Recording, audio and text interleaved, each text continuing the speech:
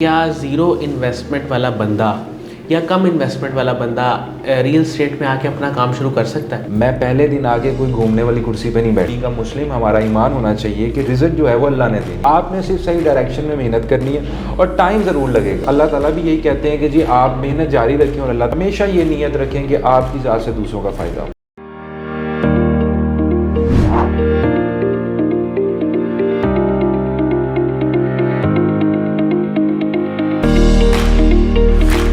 अस्सलाम वालेकुम नाज़रीन, शेयरिंग ऑफ प्रोफेशनल विजडम के साथ आज एक नए और मुनफरिद इंटरव्यू को लेके हम हाज़िर खिदमत हैं।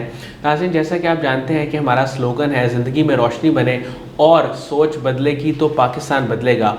इसी को मद्देनज़र रखते हुए आज जो हमारे मेहमान हैं ये रियल स्टेट के हवाले से गुफ्तगू करेंगे। इन्होंने हाल ही में अपनी किताब भी लिखी है, skills of real estate investment by Mian Wahaj. तो ये मियां वहाज साहब से आज हम गुफ्तगू करेंगे और इनसे जानेंगे, क्योंकि ये ख़ुद भी next path real estate consultant के फाउंडर भी हैं, CEO भी हैं। और इसके साथ साथ जो ख़ास बात है वो हम इनसे जानने की कोशिश करेंगे कि बहुत सारे लोग रियल स्टेट की फील्ड में फ़ेक हैं, तो उनको आइडेंटिफाई कैसे किया जा सकता है और अपने आप को उनसे बचाया कैसे जा सकता है। ये हमारा आज का बुनियादी मौजू है जिसके लिए हमने इनको दावत दी है। अस्सलाम वालेकुम मियां वहाज साहब, कैसे हैं आप? जी वालेकुम अस्सलाम, मैं बिल्कुल ठीक ठाक, आप बताएं। सर अल्हम्दुलिल्लाह। सर मैं आगाज़ यहाँ से करूँगा सबसे पहले तो कि आपने रियल स्टेट को कब, क्यों और कैसे शुरू किया, और जब बिज़नेस का ज़ाहिर है आपने सोचा होगा तो उसमें रियल स्टेट आपकी प्रायोरिटी पे क्यों रही? देखिए, सबसे पहले तो गुफ्तगू का जो आगाज़ है वो सबसे पहले I am thankful to you कि आपने हमारी स्टोरी को चूज़ किया और एक आप खैर का काम लेके चल रहे हैं। सबसे पहले अगर स्टार्टिंग की बात करें तो मेरा हरगिज़ मकसद नहीं था कि मैं रियल एस्टेट एजेंट बनूं या कोई बिज़नेस में बहुत बड़ा नाम बनाऊं, क्योंकि उस वक्त शायद इतनी अवेयरनेस भी नहीं थी। मिडिल क्लास फैमिलीज़ में यही समझा जाता था कि आप एक अच्छी एजुकेशन हासिल करें और उसके बाद आप कोई अच्छी जॉब हासिल करें। तो मेरी भी बस इतनी सी ख्वाहिश थी और उसके लिए मैंने काफ़ी ज़्यादा स्ट्रगल की और मुझे जॉब नहीं मिल सकी। उसके बाद मैं जॉब की तलाश में था, एक कॉल सेंटर का रुख किया और उसमें भी जी बाद में पता लगा कि वो जो है उस तरह उधर जो मामलात हैं वो मेरी फेवर में नहीं है या लीगल स्टेटस उनका नहीं है। देन एक ऐड देखा रियल एस्टेट का। मैं अभी कहूँ कि जी मुझे बहुत ज़्यादा रियल एस्टेट का नॉलेज था, मुझे उस वक्त कुछ नहीं पता था, मुझे सिर्फ ये पता था कि मैंने ज़िंदगी में कुछ हासिल करना है। Then I went to real estate office और वहाँ पे जब मैं जाता हूँ और जॉब की तलाश में जाता हूँ तो शायद आपको भी यकीन ना आए कि उस वक़्त मुझे उन्होंने भी रिजेक्ट कर दिया, जो मेरा पहला रियल एस्टेट ऑफिस था जिसकी मैं ऐड देख के गया। लेकिन कहीं ना कहीं रियल एस्टेट फील्ड की चमक धमक जो है शायद मुझे वो अट्रैक्ट की, जो मैंने आज से पहले कहीं नहीं देखी थी। जो उनके शाहाना ऑफिसेज थे या एक लाइफस्टाइल था वो मुझे अपील किया। उसके बाद मैंने यही जदोजहद शुरू कर दी कि मैं किसी और रियल एस्टेट कंपनी को ट्राई करता हूँ और then I started my real estate journey, और जिसमें मैं डेफिनेटली नाम लेना चाहूँगा क्योंकि बहुत सारे इंटरव्यूज़ में अक्सर कंडक्ट होते हैं, लेकिन आपने क्योंकि जर्नी पूछा तो शायद उनका शुक्रिया कहना भी मेरे लिए जो है ना कहीं रह जाता है। मेरे दिल में तो शुक्रगुजार हूँ, स्पेशली महर अजीम साहब जो कि UK से ताल्लुक़ रखते थे, और आसिफ साहब जिन्होंने उस वक़्त मुझे अपॉर्चुनिटी दी अपने एक रियल एस्टेट ऑफिस में एज अ सेल एग्जीक्यूटिव कि आप आएँ और अपनी किस्मत को आजमाएँ। सही। अच्छा सर, पाकिस्तान में प्रॉपर्टी का काम बहुत ज़्यादा है, इसकी क्या वजह? और बहुत सारे लोग इसमें इंटरेस्टेड भी हैं और करना चाहते हैं, रियल एस्टेट एजेंट्स भी हैं, लेकिन ओवरऑल प्रॉपर्टी का जो बिज़नेस है वो हर हाल में चलता रहता है और इसमें नुकसान कम से कम है। जो हमारी इन्फॉर्मेशन है वो तो यही है। तो आप इस पे आप क्या कहेंगे? देखिए, इसमें ऐसा है कि कुछ बिजनेसेस ऐसे होते हैं जो आपकी बुनियादी ज़रूरियात से मुंसलिक होते हैं। मिसाल के तौर पे एक स्लोगन भी हमारे चलता रहा है कि रोटी कपड़ा मकान। तो मैं समझता हूँ कि ये 3 ऐसी बेसिक नेसेसिटीज़ हैं जिसकी डिमांड कभी ख़त्म नहीं हो सकती। हाउसिंग की डिमांड कभी ख़त्म नहीं हो सकती। जैसे जैसे आबादी बढ़ रही है, ये सिर्फ पाकिस्तान में रियल एस्टेट का काम नहीं, पूरी दुनिया में अगर आप ग्लोबली देखेंगे और जितने अमीर तरीन लोग देखेंगे या कामयाब बिजनेसमैन देखेंगे, वो या तो खुद रियल एस्टेट डेवलपर हैं, ऑनर हैं, या वो as a real estate investor के तौर पे इस फील्ड से मुंसलिक हैं। अच्छा सर, आपने किताब लिखी जो कि एक नया काम था। आमतौर पे बिज़नेसमैन अपना बिज़नेस कर रहे होते हैं, उसमें मसरूफ़ होते हैं, लेकिन आपने अपनी मसरूफियत में से वक्त निकाला और ये चाहा कि जो आपने सीखा है, अपने तजर्बात, मुशाहिदात, वो लोगों के साथ शेयर करें। और स्किल ऑफ रियल स्टेट के नाम से, रियल स्टेट इन्वेस्टमेंट के नाम से आपने किताब लिखी। सर इसकी क्या वजह थी? आपको क्यों लगा कि इसको लिखने की ज़रूरत है? देखिए, इसमें किताब के हवाले से अगर मैं थोड़ी सी बात करूं तो किताब में बहुत सारे पहलू हैं। सबसे पहले मैं समझता हूं ये किताब उन तमाम लोगों के लिए लिखी है जो मेरी तरह 2015 में जो मेरी सोच थी कि मैं नौकरी चाहता था, एक अच्छा रोज़गार चाहता था, आज की डेट में वो अगर मायूस हैं, तो मैं समझता हूँ ये किताब उन लोगों के लिए है। मैं ये भी समझता हूँ कि ये किताब उन लोगों के लिए है जो रियल स्टेट में तो आ गए मेरी ही तरह। मैं अपनी एग्जांपल आपको दूंगा, लेकिन 2018 के अंदर उनको एक बदतरीन स्कैम का सामना करना पड़ा। मतलब मेरे साथ खुद मैं एक विक्टिम रहा हूँ हाउसिंग सोसाइटी का। तो वो जो दर्द है, वो दर्द मुझे पता है कि वो दर्द क्या होता है जब आपकी जमा पूंजी लुट जाए। तो ये किताब उन लोगों के लिए भी है जो रियल स्टेट से तो मुंसलिक है, लेकिन अगर कहीं खुदा ना खास्ता किसी फ्रॉड धोखे में फंसने वाले हैं, तो ये उन लोगों के लिए मैंने ये काम किया। सही। अच्छा सर, इस किताब में आपने क्या ज़्यादातर बातें की? इसके जो कह लें कि इंडेक्स है या इसमें कंटेंट क्या है?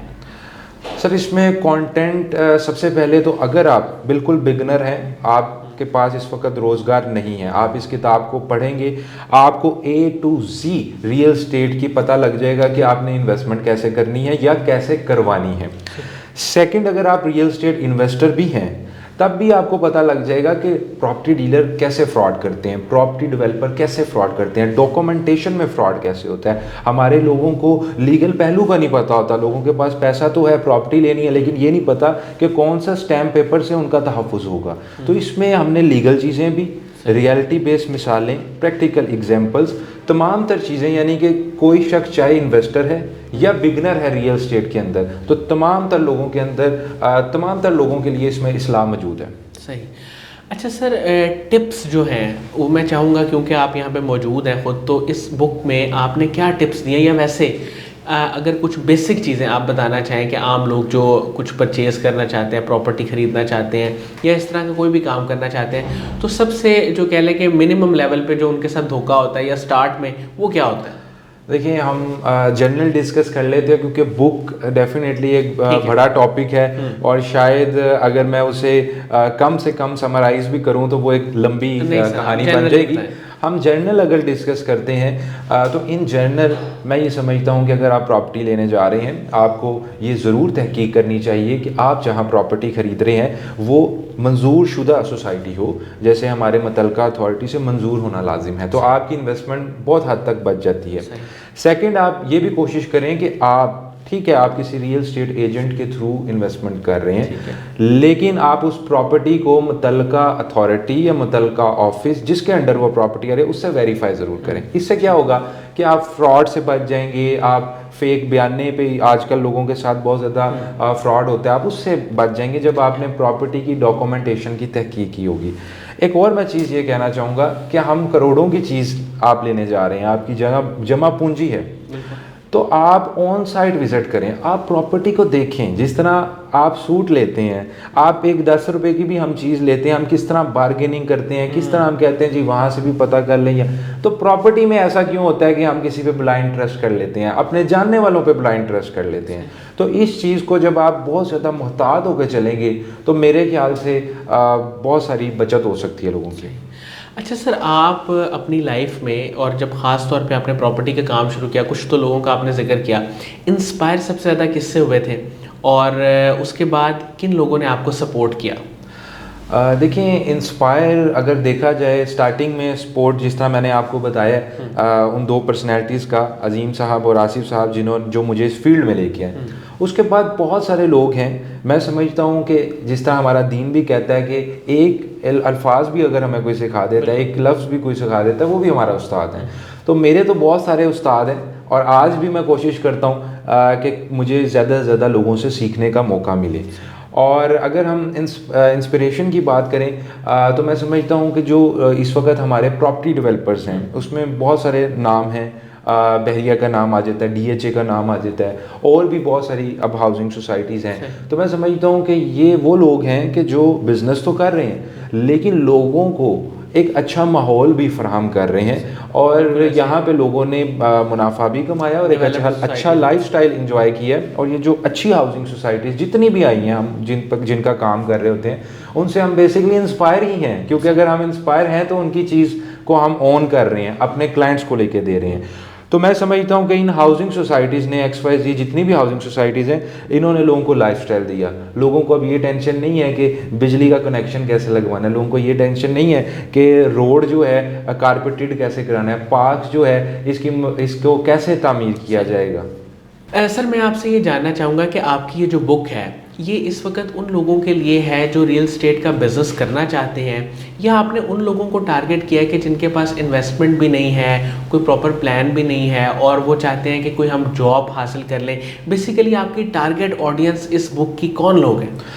देखिए, टारगेट ऑडियंस एक तो बिल्कुल वो लोग हैं जिनके पास पैसा है और वो उस पैसे को किस तरह सही तरीके से इन्वेस्ट कर सकते हैं। लेकिन साथ ही साथ इस बुक को लॉन्च करने के साथ, जो हमने रिसेंटली लॉन्च किया, हमने एक मखसूस इसका कोटा रखा है, और जो कि उन लोगों के लिए जो अफोर्ड नहीं कर सकते, जो कि जॉब की तलाश में हैं, जो कि जॉबलेस है। और वैसे भी हमने इसको डिज़ाइन ही ऐसे किया है, इसकी प्राइस भी वो रखी है कि जो एक आम बंदा जो कि महंगी महंगी कॉन्फ्रेंसेस अटेंड नहीं कर सकता, और आपको पता है रियल स्टेट में बहुत ज़्यादा फुकदान है कि कोई भी आपको मेंटोर नहीं मिलता जो आपको सिखाए ना, क्योंकि ये ट्रेडिशनल वे में ही सारी चीज़ें प्रैक्टिस हो रही हैं। तो एक जो नया आने वाला बंदा है, जो मेरी तरह, मैंने जैसे आपको पहले भी बताया, कुछ करना चाहता है, उसके लिए भी इंशाल्लाह बेनिफिशियल है, क्योंकि हमने इसकी बहुत ही माकूल सी कीमत रखी है। उसकी वजह ये है।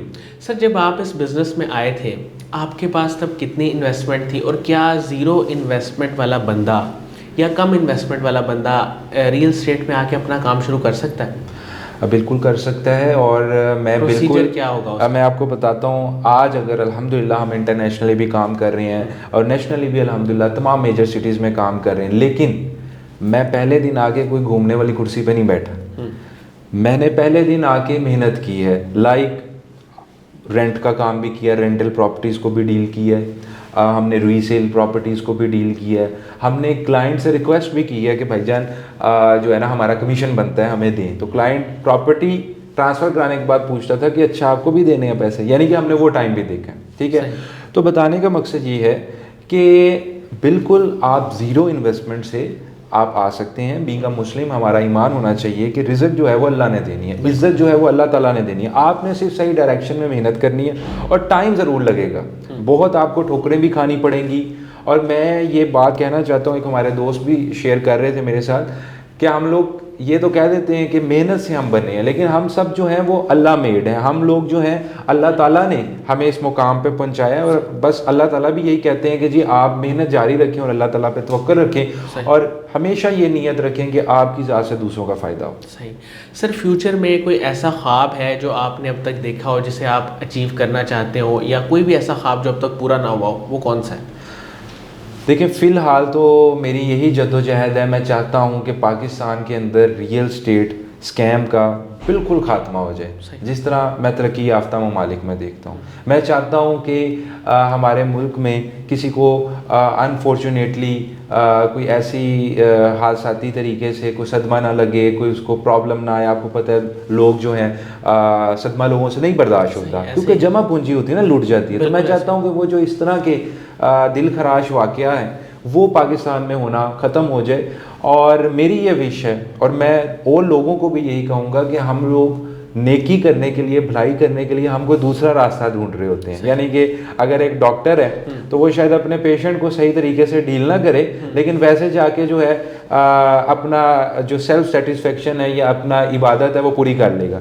मैं समझता हूँ आप अपने काम में रहते हुए भी एक अच्छे मुसलमान होने का सबूत दे सकते हैं। तो मेरी यही ख्वाहिश है, अल्लाह ताला से दुआ भी है कि मैं इस तरह, इस छोटी सी एफर्ट है, बहुत सारे लोग सपोर्ट भी कर रहे हैं, लेकिन किसी तरीके से हम इसमें कामयाब हो जाएं कि पाकिस्तान के अंदर हम रियल स्टेट को रेगुलाइज कर पाएँ, और हुकूमती लेवल के ऊपर जो मसले मसाइल आते हैं वो कोई ऐसी तरतीब बना पाएँ जिससे लोग महफूज फील कर सकें। और इससे मैं आपको एक और बात बताऊँ, हमारे लोगों का तो फ़ायदा है, लेकिन इंटरनेशनली आपके मुल्क में बहुत ज़्यादा पैसा आ सकता है। सही सही, और इकोनॉमी बेहतर हो सकती है। अच्छा सर, आपने अपनी सारी जो मार्केटिंग की वो सोशल मीडिया के थ्रू की, तो इसके बारे में थोड़ा सा बताएं कि सोशल मीडिया मार्केटिंग आपने किस तरह स्टार्ट की और फिर इससे आपको कितना फ़ायदा हुआ? देखिए, अपने फ़ायदे से हट के अगर मैं आपसे शेयर करूं, अल्लाह का शुक्र है इस प्लेटफॉर्म से, ऑनलाइन प्लेटफॉर्म से मुझे बहुत फ़ायदा हुआ। लेकिन मैं अपनी असल सक्सेस ये समझता हूँ कि जब मैंने स्टार्ट किया, आप यकीन करें कि उस ज़माने में बहुत बड़े बड़े जो रियल्टर्स थे, मुझसे पहले के सीनियर थे, वो कहते थे कि यार ये क्या आप काम कर रहे हैं, यानी कि ये तो हमारी फील्ड से तो इसका कोई ताल्लुक़ नहीं है। तो मैंने उनको कहना, आप भी वीडियो बनाएं, लोगों को अवेयरनेस दें, क्लाइंट को फीडबैक दें, आपको इंशाल्लाह इससे जो है आपकी क्लाइंटेज में इजाफा होगा। तो लोग इस चीज़ को सीरियस नहीं लेते थे। लेकिन आहिस्ता आहिस्ता अल्लाह का शुक्र है कि इस चीज़ में अल्लाह ने मुझे ये मुकाम दिया कि आई एम ट्रेंड सेटर, कि यूट्यूब पे या डिफरेंट सोशल मीडिया प्लेटफॉर्म पे हमने पाकिस्तान से लेके सऊदीया तक, सऊदीया से लेके दुबई तक लोगों को रियल एस्टेट ना सिर्फ दिखाई, लोगों को अवेयर किया कि ये जगह कहाँ पर है, आप कहाँ पे प्रॉपर्टी ले रहे हैं। और स्पेशली ओवरसीज़ पाकिस्तानीज़ में हमने अल्हम्दुलिल्लाह more than 40,000 plus clients deal किए, जो मैं समझता हूँ कि अगर मेरे पास सोशल मीडिया की ताकत नहीं होती तो शायद मैं ना कर पाता। सही। अच्छा सर, कासिम अली शाह साहब के काम को और उनकी फाउंडेशन को आप कैसे देखते हैं?